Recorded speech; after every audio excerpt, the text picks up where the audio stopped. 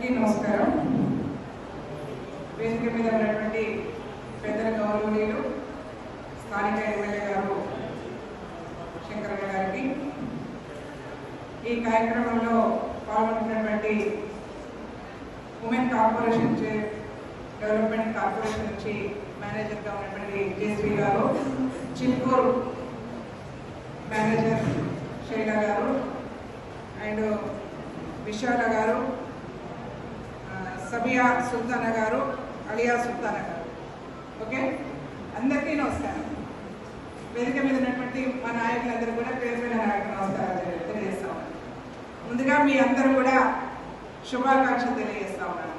ఎందుకంటే ఇంతమంది మా శంకరన్న చెప్పినట్టుగా ఇంతమంది మైనారిటీ మహిళలు జనరల్గా బురకా వేసుకొని బయటికి రావాలంటే కొంచెం ఇబ్బంది పడుతున్నటువంటి సిచ్యువేషన్లో మేము కూడా సంపాదిస్తామని చెప్పేసి ఏదో ఒక వృత్తిలో నైపుణ్యం రావాలి, ఒక కుటుంబానికి మేము కూడా సపోర్టివ్గా ఉండాలని చెప్పేసి మీరు ట్రైనింగ్ తీసుకొని విజయవంతంగా పూర్తి చేసుకున్నటువంటి మీ అందరూ కూడా శుభాకాంక్షలు తెలియజేస్తా ఉన్నాను.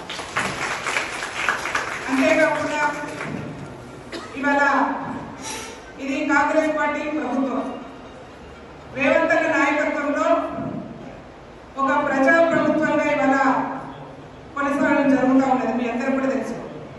కాంగ్రెస్ పార్టీ అంటేనే కాంగ్రెస్ పార్టీ అంటేనే మహిళలకు ప్రియారిటీ ఇస్తున్నటువంటి ప్రభుత్వం.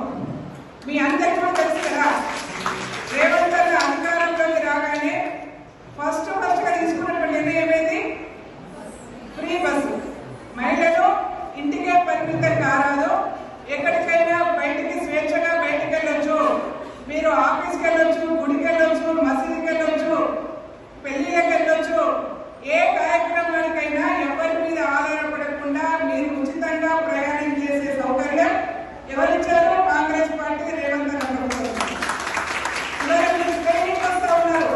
మీరు ఇక్కడి నుంచి హైదరాబాద్కి వచ్చినా ఫ్రీగా బస్సులో రావచ్చు, పోవచ్చు, చిలుకూరుకు వచ్చినా ఫ్రీగా రావచ్చు, మీరు గ్రామాల నుంచి శాంతినగర్ హెడ్ క్వార్టర్కి రావాలన్నా కూడా ఫ్రీగా నయా పైసా ఖర్చు లేకుండా ప్రయాణం చేసుకొని వచ్చి ఇక్కడ ట్రైనింగ్ తీసుకొని మళ్ళీ మీరు సురక్షితంగా బస్సులలో మీ ఇళ్లకు ప్రయాణం చేసే అవకాశం కాంగ్రెస్ పార్టీ ఇచ్చింది. ఇవాళ మీ అందరూ కూడా తెలియాల్సిన అవసరం ఏంటంటే ఉమెన్ కోఆపరేటివ్ డెవలప్మెంట్ కార్పొరేషన్. నేను ఒక్క నిమిషం మీకు చెప్తాను ఈ కార్పొరేషన్ గురించి. ఈ కార్పొరేషన్ లో ఎంతో మందికి శిక్షణ ఇస్తా ఉన్నారు.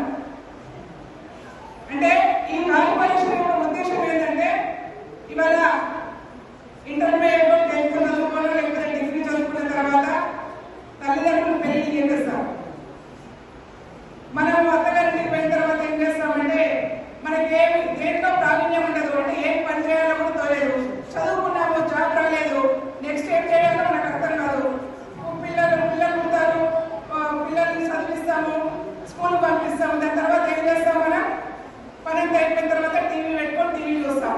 ఇక అత్త కోడలు కొట్లాడుకుంటా ఉంటారు, వాళ్ళ కుట్రలు వేస్తూ ఉంటారు, ఆ కుట్రలను మనం చూసుకుంటా మనం పలిపోతాం, ఏడుస్తూ ఉంటాం. అందుకనే నేను మీ అందరూ కూడా సలహా సూచన ఏంటంటే 18 సంవత్సరాల నుంచి 40 సంవత్సరాలు ఉన్నటువంటి మహిళలు ఎవరున్నా సరే మీరు ఏదో ఒక వృత్తిలో శిక్షణ తీసుకోండి. దానికి ఏం లిమిట్స్ ఉండవు. మీరు ఏదో ఒక కార్యక్రమంలో బ్యూటిషియన్ తీసుకోండి, స్టిచ్చింగ్ మీకు టైలరింగ్ ఇంట్రెస్ట్ ఉంటే టైలరింగ్ లో శిక్షణ తీసుకోండి, లేకపోతే ఇంకా మీకు